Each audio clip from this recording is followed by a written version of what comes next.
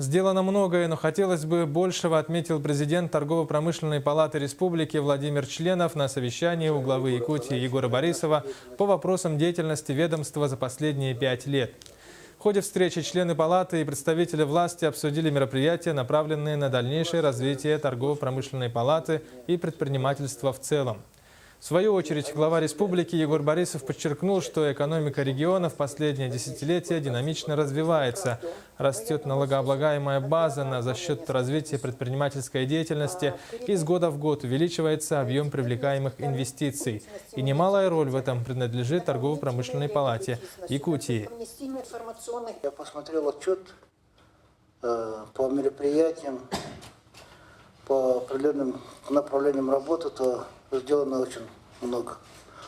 И тем более руководитель присутствующей энергии Владимир Михайлович Членов, человек очень инициативный, творческий. Поэтому я думаю, что это моменты надо и в дальнейшем поддерживать, в дальнейшем развивать.